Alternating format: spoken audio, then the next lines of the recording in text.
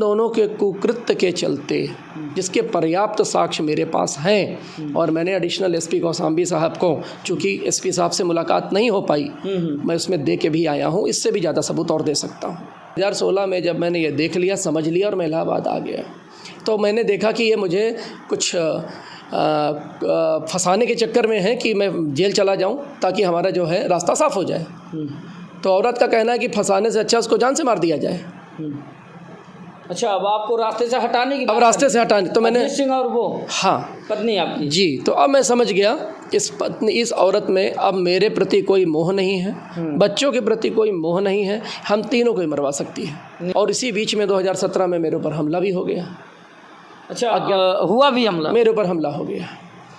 अब वो जो सामने आएंगे, मैं समझ गया मेरी किसी से तो कोई दुश्मनी है नहीं, ना रुपया की, ना पैसा की, ना ज़मीन की, ना जायदाद की। शासन से एक सवाल पूछना चाहूँगा जी, क्या इस समाज में शादीशुदा आदमी और शादीशुदा औरत, ठीक है, जिसे मुझे जानकारी है कि धारा 497 ख़त्म हो गई है, तो इनको जेल में नहीं डाला जा सकता है, मगर क्या संवैधानिक पद पे रहते हुए, लोक सेवक रहते हुए, क्या इन लोगों को ये अधिकार मिल जाता है कि ये एक दूसरे के साथ जिस तरह चाहे रहें, खुले पति पत्नी की तरह, बिना तलाक लिए? क्या ये जायज़ है? क्या किसी तरह की चरित्र नियमावली नहीं है? मैं फ़ौज से रिटायर हूँ, अगर फ़ौज में कोई ऐसा कर दे, कोई एक तथ्य उठा के आप देख लीजिए, आज तक का 3 दिन के अंदर, 5 दिन के अंदर वो आदमी टर्मिनेट हो जाता है। तो आप बताएंगे कि क्या हुआ है आपके साथ? जिस तरह से देखा जा रहा है कि एक स्टेटमेंट में आपने बताया कि हमारी पत्नी जो है किसी दरोगा जी के साथ जो है चली गई, तो क्या था पूरा प्रकरण? इनके पास पुलिस के हथकंडे हैं, सब कुछ हैं और पैसे भी हैं, मगर मेरे सामने अब सबसे बड़ी समस्या ये थी कि मेरी नौकरी पटना में थी। अगर मैं पटना में रहूँगा तो इन बच्चों को देखेगा कौन? मैं चुप रहा, ज़्यादा नहीं बोला, औरत को एक आध बार समझा देता था, नहीं मानी, नहीं बोला, ये सोच करके कहीं मेरे भाई बच्चों को ही जहर खिला के मार दिया तो मैं क्या कर लूँगा? भाई औरत के बच्चे हैं, अजीत सिंह के थोड़े हैं, बिल्कुल ले जाके पानी में डुबो देगा। भाई वो कानून का रखवाला है, 100 तरीके हैं उसको अपने आप को बचाने के लिए, वो कुछ भी कर सकता है।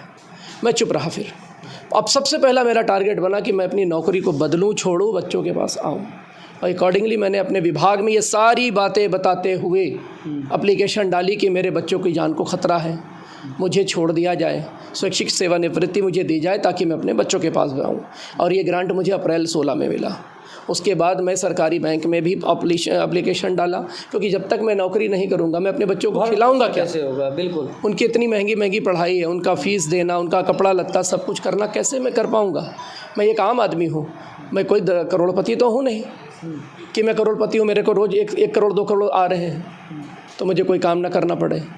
अब इसके बाद सबसे बड़ा काम मेरे लिए ये था, नौकरी मुझे मिल गई, मैंने अपना ट्रांसफ़र किसी तरीके, सब जगह यही बात मैंने बोली है कि मेरे बच्चों को तकलीफ़ है, यही एप्लीकेशन में लिखा है और बताया है कि DNA टेस्ट मैंने करा लिया, वो बच्चा मेरा नहीं, मुझे अब अंदेशा है कि मेरे बच्चों की जान को ख़तरा है, लिहाजा मुझे पोस्ट किया जाए। सभी सरकारी जगह से मुझे मदद मिली है और उन्होंने मुझे तुरंत इलाहाबाद पोस्टिंग किया। मेरी ज्वाइनिंग के 1 महीने के अंदर मैं इलाहाबाद में आ चुका था। अब मुझे समझ में सारा खेल आ चुका था। इस बीच मेरे डॉक्टर ने मुझे बताया, जो मेरे मनोचिकित्सक थे, कि सर ऐसी ऐसी बात है, जो मुझे ट्रीट कर रहे थे, उन्होंने बताया कि आप अपनी पत्नी को थोड़े दिन के लिए अजीत सिंह से दूर ले जाइए। तो मैं इनको ऊटी और मैसूर घुमाने ले गया अपने पैसे से, मैं इनको वृंदावन, मथुरा ये सब ले गया, बहुत अमरकंटक ले गया कि इनको दूर रख के देखो, थोड़ा शायद इनका मन पिघले, शायद मन बदल जाए, अजीत सिंह से दूरी होने से शायद मन दूर हो जाए, तो इन बच्चों का जीवन एक बार मैं ट्राई करूं।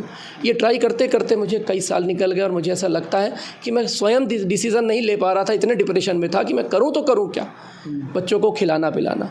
बहरहाल मैंने 2016 में एक इनकी रिकॉर्डिंग आपस में बात करने की सुन ली, जिसमें ये कह रहे थे कि ये झगड़ा करेगा, हमको मिलने ना, हम कहता है घर से बाहर मत निकलो और जा रही हो तो अलग रहो, कोई मतलब नहीं, सारे समाज में इतनी। तो भाई आप स्वयं एक आदमी, कॉमन आदमी सोच ले, किसी की पत्नी किसी के साथ अगर घूमती रहे, दुनिया उसको देखती रहे, क्या वो समाज में सिर उठा के जी पाएगा? मेरे पूरे ख़ानदान को, गांव में, सब जगह आज की डेट में इन्होंने मेरी थू करा रखी थी। ये तो आज मैं आपको अपना तकलीफ़ बता रहा हूँ, इसके पहले लोग मेरे बारे में सब धीरे धीरे जान गए थे, मुझे लग रहा था कोई नहीं जानता, सब जान गए थे क्योंकि इनको पूरा इलाहाबाद देख रहा था, ये सबसे बड़ी बात थी। बहरहाल अब 2016 में जब मैंने ये देख लिया, समझ लिया और मैं इलाहाबाद आ गया, तो मैंने देखा कि ये मुझे कुछ फंसाने के चक्कर में है कि मैं जेल चला जाऊं ताकि हमारा जो है रास्ता साफ़ हो जाए। तो औरत का कहना है कि फंसाने से अच्छा उसको जान से मार दिया जाए। अच्छा, अब आपको रास्ते से हटाने की अब रास्ते से हटाने तो मैंने अजीत सिंह और वो हाँ पत्नी आपकी जी, तो अब मैं समझ गया इस औरत में अब मेरे प्रति कोई मोह नहीं है, बच्चों के प्रति कोई मोह नहीं है, हम तीनों को ही मरवा सकती है, निष्ठुर हो। और मेरे जितनी संपत्ति आज तक की है सब इसी के नाम हो जाएगी। तो मैंने सबसे पहला काम किया कि इनके पिताजी को भी मैंने सब कुछ बता दिया था, मगर वो लोग भी चुप्पी साधे हुए थे, कुछ बोल नहीं पाते थे। बोले भी क्या, अगर वो बोलते भी तो हैं तो ये कुछ मानती नहीं है। इनके पिताजी ने इस औरत को कई बार समझाया मगर वो मानती नहीं है। ये अपने आगे किसी की नहीं सुनती है, क्योंकि पैसा कमा रही, कहती मैं अपना कमा रही हूँ, अपना खा रही हूँ, किसी से क्या मतलब। अब कौन इससे लड़ लेगा, अडल्ट है, कानून साथ में है, ठीक है भाई, अब आप अलग तो रह सकती हैं, हम अलग रहने लगे, ये अलग रहने लगे। अब सोचिए मेरी बिटिया 5 साल की थी और मुझे नौकरी करने 55 किलोमीटर दूर जाना पड़ता था। मैं सवेरे 8 बजे निकलता था, रात को 8 बजे लौटता था। जब रात को 8 बजे लौटता था तो मेरे दोनों बच्चे सोफ़ा में पड़े सो जाते थे, क्योंकि नौकरानी चली जाती थी। फिर मैं उनको उठा के मुँह धुला के खाना खिलाऊँ, थोड़ा बहुत पढ़ाऊँ, थोड़ा बहुत टाइम जो दे पाऊँ, इनकी परवरिश ही करता रह गया मैं कोर्ट कचहरी कितना दौड़ पाऊँगा। और इसी बीच में 2017 में मेरे ऊपर हमला भी हो गया। अच्छा, हुआ भी हमला? मेरे ऊपर हमला हो गया। अब वो जो सामने आएंगे, मैं समझ गया मेरी किसी से तो कोई दुश्मनी है नहीं, ना रुपया की, ना पैसा की, ना ज़मीन की, ना जायदाद की, और काहे की दुश्मनी है। मुझे डराने की, एक्चुअली मैं बीच बीच में बोल देता था कि भाई अब हम लोग तलाक ले लें, तुम अलग रहो, हम अलग रहें, हमारे तुम्हारे रास्ते अलग हैं, तुमको मेरी बात मानना नहीं है इस पे कि तुम तलाक क्यों लेना चाहते हो। बहुत गाली गलौज करती थी औरत। उसके बाद इसी बीच में मुझे सबक सिखाने के लिए किया गया कृत्य, मैं बच गया किसी तरह।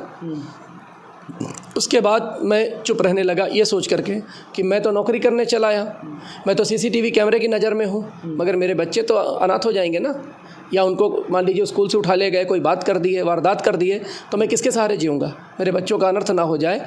तो चुप रहने में मैंने उस समय भलाई समझी। फिर मैंने बहुत समझाया, बहुत विनती की, तो फिर कहने लगी अगर आप तलाक लोगे तो मुझे 15 लाख रुपया दो, तब मैं तुमको तलाक दूंगी। मैंने कहा मैं किस बात के लिए 15 लाख रुपया दूं। अच्छा, एक और भी चीज़ बताने की कोशिश करूंगा। ये महिला सरकारी नौकरी कर रही थी तो तनख्वाह पा रही है, साथ में इसके पास जो मैंने इसके नाम पे प्रॉपर्टी खरीदी थी वो बहुत बेशकीमती थी। तो 2 छोटी प्रॉपर्टियाँ 2015-16 में अजीत सिंह ने अपने वर्चस्व से या अपने, वो सामने कभी नहीं आया आज तक, मगर वो उसके सारे आदमी, यहाँ तक कि इस औरत को घर दिलाने में, इस औरत की शिफ्टिंग कराने में, अजीत सिंह का ड्राइवर जो लखनऊ में लगा था, वो ड्राइवर आता था इसको शिफ्टिंग कराने, हर जगह ये बैकअप देता रहा है। 2 प्लॉट बिकवा लिए 15-16 में, कम से कम 25-30 लाख तो इनको मिला ही है। फिर ये कार खरीद के शान से घूम रहे थे सब लोग, ठीक है, हम कुछ नहीं कर पाए। इससे पहले कि हम कुछ सोचते तब तक ये खेल हो चुका था। 2019 में हमने मुकदमा डालना शुरू किया इनके खिलाफ़, ताकि कम से कम जो मेरे पास रह गया ये मेरे बच्चों, मासूम बच्चों को तो मिले, अदरवाइज़ क्या होगा, इसको भी लेके ये चली जाएंगी। और इसी बात में अभी हाल ही फ़िलहाल में जुलाई में बड़ी मुश्किलात से मैंने इन बच्चों को पाला है। मेरे लिए तो दुनिया की सबसे बड़ी पूंजी वही है। एक आदमी, एक माँ बाप अपने बच्चों के लिए तो सब कुछ बनाता है, वो लेके तो छाती में नहीं जाएगा। मेरे स्वर्गीय पिताजी ने जो बनाया मुझे उन्होंने दिया, हिस्सा दिया, इज्जत दी, मान दिया, सम्मान दिया। इन दोनों के कुकृत्य के चलते, जिसके पर्याप्त साक्ष्य मेरे पास हैं, और मैंने एडिशनल एसपी कौशाम्बी साहब को, चूँकि एसपी साहब से मुलाकात नहीं हो पाई, मैं उसमें दे के भी आया हूँ, इससे भी ज़्यादा सबूत और दे सकता हूँ। अच्छा, तो फिर प्रशासन का क्या रोल रहा आपके इस मामले को लेकर? उनका कहना था जांच बिठा के इसकी जो है जांच बिठाएंगे और इसका सच बाहर निकालेंगे। कार्रवाई करने की मांग आपने की, तो उन्होंने क्या आश्वासन दिया? आश्वासन यही दिया कि जो है इसमें जो है हम जांच करेंगे, पहले तथ्य सामने आएंगे तो फिर कार्रवाई। तो आपको क्या लगता है कि पुलिस विभाग के द्वारा आपको कितना न्याय मिलने की जो है उम्मीद है या अपेक्षा रखते हैं आप? मैं शासन से एक सवाल पूछना चाहूँगा जी, क्या इस समाज में शादीशुदा आदमी और शादीशुदा औरत, ठीक है, जिसे मुझे जानकारी है कि धारा 497 ख़त्म हो गई है तो इनको जेल में नहीं डाला जा सकता है, मगर क्या संवैधानिक पद पे रहते हुए, लोक सेवक रहते हुए, क्या इन लोगों को ये अधिकार मिल जाता है कि एक दूसरे के साथ जिस तरह चाहे रहें, खुले पति पत्नी की तरह, बिना तलाक लिए? क्या ये जायज़ है? क्या किसी तरह की चरित्र नियमावली नहीं है? मैं फ़ौज से रिटायर हूँ, अगर फ़ौज में कोई ऐसा कर दे, कोई एक तथ्य उठा के आप देख लीजिए आज तक का, 3 दिन के अंदर 5 दिन के अंदर वो आदमी टर्मिनेट हो जाता है जिसका आचरण अच्छा नहीं है। बिल्कुल बिल्कुल। तो क्या सिविल सर्विस में, क्या उत्तर प्रदेश शासन में या किसी भी केंद्र सरकार की नौकरी में क्या किसी भी तरह का चरित्र मायने नहीं रखता? और अगर मायने नहीं रखता तो आज की डेट में मैं सवाल पूछूंगा नौजवानों से, क्या वो फ़ौज की नौकरी करना चाहेंगे ताकि उनके पीछे उनकी पत्नी, उनकी बहन पे पुलिस के लोग हाथ डालें? क्या वो जाएंगे कभी नौकरी करने के लिए? क्या वो अपनी पत्नी को पढ़ाएंगे, बीएड कराएंगे, नर्स बनाएंगे, अपनी जेब से पूरा पैसा लगाएंगे, लोन लेंगे, अपना खेत बेच देंगे और पढ़ाने के बाद जब उनका स्टेटस थोड़ा अच्छा हो जाता है तो उसके बाद फिर वो किसी दूसरे का हाथ पकड़ के भाग जाती हैं? क्या समाज किधर जा रहा है? कौन कौन सोचेगा? सबसे पहले अगर समाज में अगर शासन हमारा एक्शन लेना शुरू करे तो ऐसे कांड बहुत कम हो जाएं। एक्शन तुरंत होते ही नहीं। मैं भी तो सालों से दौड़ रहा हूँ। आज मैं मीडिया के सामने क्यों आया? जब मेरी जान पे बनाई, जब ये बड़ी ज़मीन बेचने की कोशिश की है, मैंने रोक लगाने की कोशिश की। अब उन्होंने पुलिस का पूरा पावर लगा दिया चारों तरफ से फ़ोन करके, और एक दिन मेरे ऊपर हमला भी रात को कर दिया। मेरे भाई आ गए तो मैं बच गया हूँ। मतलब मुझे मार भी तो सकते हैं। सर यहाँ पर एक बात याद आई मुझे, जैसा कि आपने बताया कि मजबूरन मुझे मीडिया में आना पड़ा। वहीं पर आलोक मौर्य वाले मामले में भी कुछ डिबेट के दौरान, कुछ लोगों से बयान के दौरान कुछ लोगों ने ये कहा कि आलोक मौर्य को जो है ऐसा नहीं करना चाहिए था, मीडियाबाजी नहीं करनी चाहिए थी। उनके सम्मान में काफ़ी जो है आँच आई है, एसडीएम ज्योति मौर्य के सम्मान में काफ़ी ठेस पहुँचा है, तो उनको मीडिया में नहीं आना चाहिए था। तो ज़रा वो पीड़ा आप दर्शकों को बता दीजिए कि आप मीडिया में क्यों आए? अगर मीडिया में ना आते तो क्या होता? मैं ये सोचता हूँ कि मेरे साथ तो जो ये घटित हुआ मैं तो पीड़ित हो गया। मेरा हंसता खेलता परिवार बर्बाद हो गया। मेरे दोनों बच्चे, जिस समय ये औरत छोड़ के गई है, मेरी बिटिया 5 साल की थी, मेरा बेटा 7 साल का था। क्या उम्र होगी ज़रा सोचिए। पूरे घर में एक दूसरे को ये लोग आलिंगन और चुंबन करते रहते थे, पति पत्नी की तरह। ये मेरा लड़का मुझे बाद में बताया। आज जब ये मेरे बच्चे बड़े हो जाएंगे, उनके पटल पे इन दोनों के प्रति क्या नफ़रत होगी कि नहीं होगी? बिल्कुल बिल्कुल होगी। जब मैं नफ़रत करूं, मैं अपने बच्चों को देख रहा हूं, किसी तरीके से पाल रहा हूं, पोस रहा हूं। औरत करेगी कुछ करेगी नहीं पता मुझे, मगर यही आदमी जहाँ जहाँ पोस्टिंग जाएगा फिर किसी महिला, सुंदर महिला को देखेगा जिसके पास रुपया होगा, पैसा होगा, धन दौलत होगी, नौकरी होगी। भाई अब तो आज़ादी है, उसके साथ फिर रहने लगेगा। आज़ादी, अभिव्यक्ति नहीं, रहने की आज़ादी उनको मिल गई है। अब वो फिर किसी के साथ रहेगा, फिर किसी का हंसता खेलता परिवार बर्बाद करेगा। बिल्कुल। तो क्या ये शासन की जिम्मेदारी नहीं बनती कि ऐसे कुत्सित लोगों को आप नौकरी में ना रखें? क्या चरित्र नियमावली का हनन नहीं हो रहा है? क्या ऐसे लोगों को वाकई में हमारे समाज में इतने अच्छे लोगों की क्या कमी पड़ गई है कि ऐसे लोगों को नौकरी दी जाए? ये इतने योग्य हैं, अपने पिता के दम पे, पिता के वजह से मृतक आश्रित में नौकरी पाए थे। इन्होंने मुझे आज आश्रित बना दिया जीवन का कि मैं समाज में मुँह छुपाते फिर रहा हूँ। दुकान में सामान लेने जाओ तो लगता है अरे यार इसने देखा होगा उस औरत को, इस आदमी के साथ। वाकई में मेरा सोचना गलत नहीं था। आज अब मैं जब मीडिया में सामने आया, बहुत लोगों ने मुझे संपर्क करके बताया, भैया हम पहले से जानते थे मगर हम शर्म के मारे आपको बताते नहीं थे। हमारे रिश्तेदार, नातेदार, सब जगह मेरी थू हुई। क्या मेरी सामाजिक प्रतिष्ठा को ठेस नहीं पहुंची? इन्हें क्या अधिकार बनता है मुझे मेरी सामाजिक प्रतिष्ठा का हनन करने का? इन्हें क्या अधिकार बनता है मुझे जीते जी मार डालने का? मैंने इनका क्या बिगाड़ा था? इंसान जब अपनी नज़रों में गिर जाए, जब इंसान के चरित्र पे उंगली उठ जाए, जब इंसान के परिवार पे उंगली उठ जाए, जब उसका अपमान हो, अपमानित व्यक्ति मरे समान होता है। वो जीना नहीं चाहता है, मगर मुझे तो जीना पड़ेगा। मेरे 2 बच्चे छोटे हैं, उनका पालन पोषण पिछले 8 साल से कर रहा हूँ। इस औरत ने सरकारी नौकरी पर रहते हुए, जिसकी आज की डेट में लगभग 75-80 हज़ार सैलरी होगी, 75-80 रुपया भी नहीं दिए होंगे इन बच्चों के पालन पोषण में। और आपको बता दूं, सन 2000 कोरोना आया है 2020 मार्च, तब से लेके आज तक मात्र 4 बार मुलाकात की है इस औरत ने, जबकि ये मेरे घर के नज़दीक में ही कहीं 2-3 किलोमीटर में हमेशा रहती है। मैंने कभी नहीं रोका अपने बच्चों को उससे फ़ोन तो पे। क्या अब पत्नी आपकी पूरी तरह से दरोगा अजीत सिंह के साथ रहती हैं? देखिए, मेन बात क्या है कि जो औरत अलग रह रही है, तो जहाँ मुझे पता चला है तो वो मेरे परिचित निकल गए। तो मुझे बताया उन लोगों ने, अरे कि ये तो पति पत्नी बताते हैं अपने आप को। ये हमारे इंटर कास्ट शादी हुई है, ये दरोगा हैं, हम टीचर हैं, हम लखनऊ के रहने वाले हैं। इसके अलावा कुछ नहीं बताते। आधार कार्ड देते नहीं ये लोग, क्योंकि अभी भी इलाहाबाद में एग्रीमेंट की प्रथा थोड़ा कम है, और जहाँ एग्रीमेंट होता है वहाँ ही कहते हैं कि हम पांडे हैं, अच्छा। पति का नाम जबकि शरद कुमार पांडे है अनुपमा के आज भी आधार कार्ड में। हाँ। उसकी बिटिया के पिता के नाम में आज तक शरद कुमार पांडे। आपका ही नाम है। मेरा नाम फिर क्यों आप लगा रहे हैं? अगर आपको बच्चा पैदा करने का ताकत है हाँ। तो उसको अपना नाम क्यों नहीं देते हैं? बिल्कुल, उसको अपना नाम दीजिए। हाँ। अब इस बात की भी लड़ाई मुझे लड़नी पड़ेगी, नहीं तो कल के दिन उस लड़की को मेरे सामने खड़ा करेंगे जो मेरे पास बची कुची संपत्ति है, उसमें भी मेरे बच्चों का हक छीन लेंगे ये। अरे आप सक्षा में दीजिए उसको नाम, मेरे पास तो सबूत है कितने कि मैं बता सकता हूँ कि वो अजीत सिंह की लड़की है। आप एक सबूत दीजिए कि वो आपकी लड़की नहीं है। केवल मुंह से नहीं बोलना होगा, अब सामने भी आना होगा। मेरा गुनाह बताइए, मेरे बच्चों को शर्मसार करने की क्या ज़रूरत थी? उस लड़की की जो तीसरी बच्ची पैदा हुई जिसको मैं आज की डेट में अवैध नाजायज़ बोल रहा हूँ, वो बच्चा मेरे गोद में भी खेला है। मैं आपको बता दूँ, मैंने कभी उससे नफ़रत नहीं की, ईश्वर जानता है, ये उसकी माँ भी जानती है, क्योंकि जब तक वो मेरे पास रही है तब तक वो लड़की 1 साल की हो चुकी थी और 1 साल तक का पिता का प्यार वो मैंने दिया है, ये सोचते हुए कि शायद इस महिला का, कहते हैं ना कि गाय का दूध दूना हो तो बछड़े को पुचकार लीजिए, तो मैंने भी सोचा कि शायद इसके बच्चे को मैं खिलाऊं तो इसका मन पिघल जाए तो मेरे दोनों बच्चों की तरफ भी एक बार दया दृष्टि फेर दे। मगर दया दृष्टि नहीं फेरी इस औरत ने। इसीलिए मैंने उस बच्ची को कभी नकारा नहीं, कभी मैंने उससे नफ़रत नहीं की। मैं उसका पिता नहीं हूँ, ये सच है। उसका पिता कौन है मुझे उसे को बताना है। आज भी वो अपने डॉक्यूमेंट में देख लें, उसके स्कूल के डॉक्यूमेंट में देख लें, शरद कुमार पांडे उसका पिता है, और जबकि रहता अजीत सिंह उनके साथ है। जब घर में इन्होंने बता रखा है पति पत्नी है तो कौन रोकेगा साथ रहने से? कौन आए कौन जाए, कौन रहे कौन न रहे? अगर इसकी पुलिस जानकारी ले तो मैं इनको सब बताऊँगा किस किस घर में किराएदारी में थे, और जाएँ और पता लगावें मोहल्ले वालों से फ़ोटो दिखा के और पूछें कि ये साथ रहते थे कि नहीं रहते थे, तो सच्चाई आपके सामने आ जाएगी।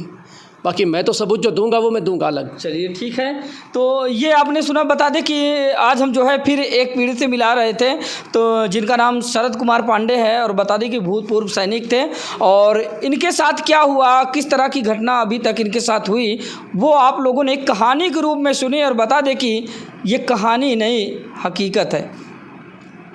जिस तरह से ये बता रहे थे तो आपको लग रहा होगा कि शायद ये कोई लंबी जो बातों का सिलसिला हमारे सामने रख रहे थे वो कोई कहानी थी। तो दोस्तों ये कहानी नहीं, इनके जीवन की सच्चाई का एक काला चिट्ठा था। बहन जी हैं, 2 शब्दों में इनसे बातचीत करेंगे और इनसे परिचय लेंगे कि दरअसल ये एक महिला है, तो महिला होने के नाते ये क्या सोचती हैं, ऐसे ऐसे कृत्य जो सामने आते हैं। क्या नाम हुआ दीदी? जी, मेरा नाम अंजना मिश्रा है जी। और मैं महिला शोषण के खिलाफ वैसे तो काम करती हूँ जी। परंतु मेरे पास मेरे परिचित भी हैं, मेरे बड़े भाई हैं एक प्रकार से, और चूँकि मेरा भाई भी एक सैनिक है। हाँ। तो इन्होंने मुझसे जब मदद मांगी तो मुझे लगा कि मैं अपने भाई का सपोर्ट कर रही हूँ, क्योंकि हमारा मानना है कि जब एक सैनिक सीमा की सुरक्षा करता है तो वो पूरे देश की सुरक्षा करता है, और प्रशासन का काम होता है देश के अंदर की सुरक्षा करना। और जब हमारे प्रशासनिक विभाग के ही लोग एक सैनिक के घर की इज्जत पे हाथ डाले तो ये प्रशासन और समाज के लिए बहुत ही शर्मिंदगी वाली बात है। और दूसरी बात, हमारे ग्रंथों में कहा जाता है कि हमारे गुरु को हमारे भगवान से बड़ा दर्जा दिया जाता है, लेकिन यहाँ एक शिक्षिका जिनको समाज में, हमारे आज समाज में कहीं भी अधिकार नहीं है। हाँ। आप कहते हो ना कि स्वतंत्र हैं। हाँ। हम अभी कुछ दिन पहले गए थे कौशाम्बी, तो प्रशासन के एक उच्च अधिकारी ने कहा कि वो दोनों स्वतंत्र हैं, आपसी सहमति से रह सकते हैं। आप भी जाके कहीं चुपके से दूसरी औरत रख लीजिए। किसने कहा? हैं कुछ अधिकारी हैं। अच्छा। प्रशासनिक विभाग के। तो क्या ये अधिकार भी है स्वतंत्र होने में कि आप बच्चा पैदा करो स्वतंत्र रह के और उस बच्चे को किसी और का नाम दे दो, और फिर दूसरे दिन जाके उसके यहाँ प्रॉपर्टी में भी हिस्सा लेने लगो। दूसरी बात, गुरु का दर्जा, जो हमारे गुरु भगवान के से भी बढ़ दर्जा दिया जाता है। तो अगर ऐसे हमारे टीचर, ऐसे हमारे गुरु हैं जो कि नाजायज़ बच्चा, नाजायज़ रिश्ता रखते हैं किसी से, किसी 1-2 बच्चों की माँ एक टीचर है, वो संपूर्ण कम से कम सैकड़ों बच्चों की माँ टीचर होती है, और वो अपने 2 बच्चों को छोड़ के चुकी हैं तब, जबकि वो खुद सेल्फ डिफेंस में उन बच्चों को पाल सकती थी। तब उन्होंने बच्चों से मोह हटा लिया, सिर्फ किसके लिए? अपने एक नाजायज़ रिश्ते के लिए। तो क्या वो गुरु बनने के लायक हैं या नहीं, ये मैं शिक्षा विभाग से और समाज से पूछती हूँ कि क्या वो वास्तव में टीचर बनने के लायक हैं या नहीं। बाकी प्रशासनिक विभाग से मुझे उम्मीद है कि वो नियम के हिसाब से और लीगल तरीके से काम करेंगे। और सबसे पहले पद का दुरुपयोग करने वाले दरोगा को उस पद से निष्कासित करें, ताकि वो पद का दुरुपयोग करते हुए इनको किसी भी प्रकार की हानि न पहुंचा सके। तो ये आप लोगों ने सुना दोस्तों। और बता दें थोड़ी, यानी कि गुरु ही वह शख्स है जो जीवन जीने की राह बताता है और जीवन में किस तरह से रहना है और कैसी शालीनता होनी चाहिए, कैसा व्यक्तित्व होना चाहिए, समाज में किस तरह से रहना चाहिए, गुरु ही सिखाता है। और आज गुरु ही ऐसा कुकृत्य करने लगे तो गुरु किस काम का फिर? आम जनता पर क्या प्रभाव पड़ेगा? स्कूल में पढ़ने वाले बच्चों पर क्या प्रभाव पड़ेगा? क्या पढ़ाएगा वो? क्या शिक्षा देगा? लेकिन सरकार अंधी है, गूंगी है, बहरी है, ऐसे लोगों को बढ़ावा देती है। तुरंत टर्मिनेट करके इनको हटा देना चाहिए। और अगर हकीकत में दरोगा अजीत सिंह और अध्यापिका अनुपमा पाठक एक दूसरे से सच्चा प्यार करते हैं तो इनको टर्मिनेट कर दिया जाए, उसके बाद ये प्यार करके दिखाएं, तब तो हम जानेंगे कि सच्चे प्रेमी हैं।